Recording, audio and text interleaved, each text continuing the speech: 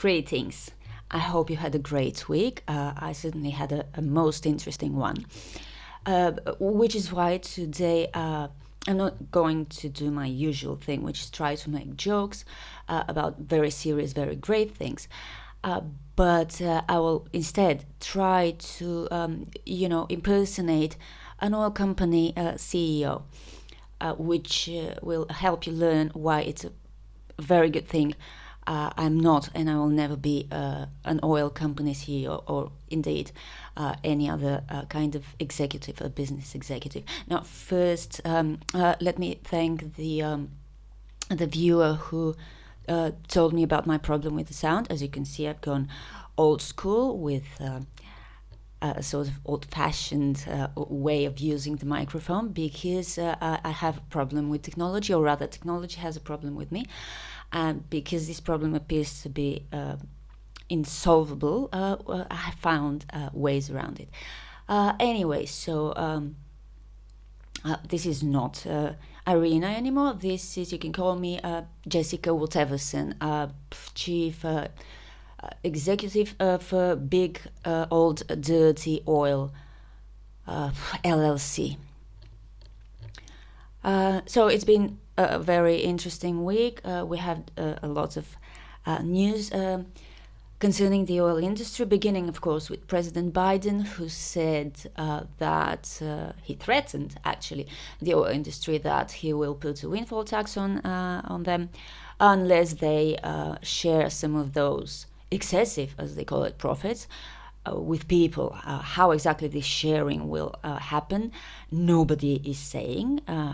And I've been wondering about this myself for months, especially since other people from the industry have been telling the Biden administration that you don't just take a couple of billion from your bank account and send it to people the way those COVID relief checks were sent, because all companies are not governments, and if they did that, if they just started sending out checks with money for people using their products, it would probably be construed as some form of bribing. But then there was more news from the International Energy Agency, which really confused me, because in this latest report of some sort, the IEA said that it expects oil demand growth to peak by 2030. Now, this was really confusing for me because you can imagine a person in my position has to read a lot of oil demand forecasts. And it's really difficult when these oil demand forecasts, contradict each other, because OPEC, for example, is saying that oil demand will continue to grow at least 2050, and now the International Energy Agency is saying it will stop growing in less than 10 years. Now, I'm perfectly aware that OPEC has a vested interest in longer demand growth, while the IEA doesn't really have an interest in anything much besides making contradictory forecasts. And I'm going to be honest here and tell you that for a while I have been trying to find a way to do something about it, about these contradictory forecasts, because they can really, really do bad things to the market. You say one thing in May and you say the complete opposite in October, which is what the International Energy Agency did last year. Don't get me started on the Biden administration, because they've been doing it day in, day out ever since President Biden went to the White House. Killing pipeline projects and him vowing to shrink oil drilling and then asking us to increase drilling and threatening us to, drill more or else, basically. So I had an epiphany. It's probably all this anger and all these frustrations that the news of the week caused. But I saw a piece of news that, inspired me. And the piece of news was that the French Total Energies will be suing Greenpeace for misinformation, or was it disinformation? I really don't know. And now I hear there's malinformation, which is really going one word too far. But anyway, Total Energies will be suing Greenpeace, which is something unheard of. I mean, Greenpeace is usually in the position of the one who sues big oil companies. And now it's big oil that is targeting Greenpeace.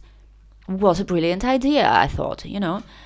I went for a jog to clear my head. Then I had a smoothie. Well, actually, had a drink, but let's call it a smoothie.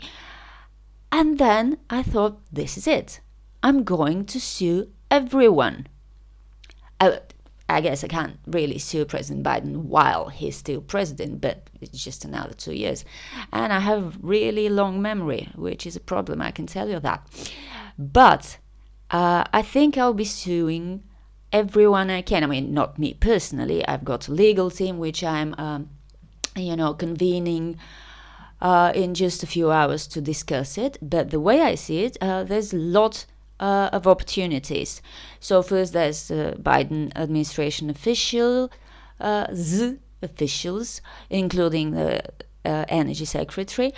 Then there's organizations like Greenpeace and Just Stop Oil.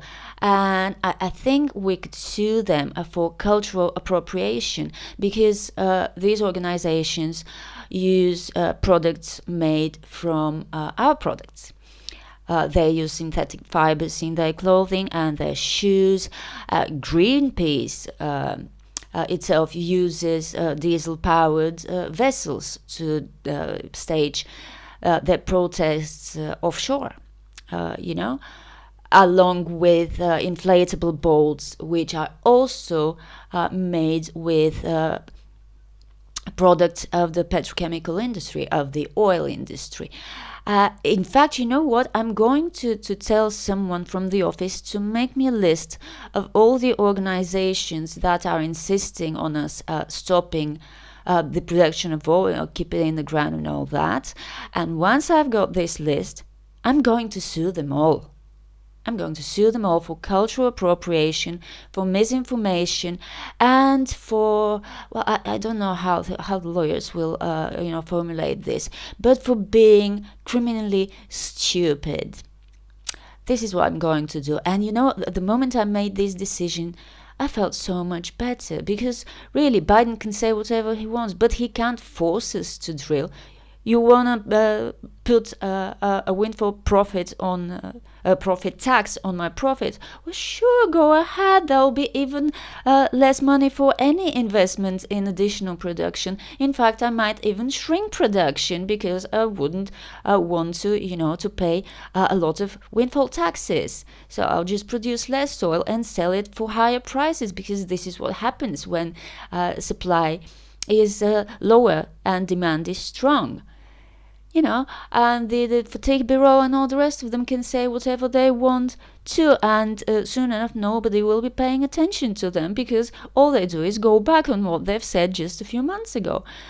It's actually a funny situation, and I like it. I'll leave you with this. I really have nothing else to say this week, but I hope I have some good topics for you next week. Have a great one, and stay warm or cool depending on where you are. See ya!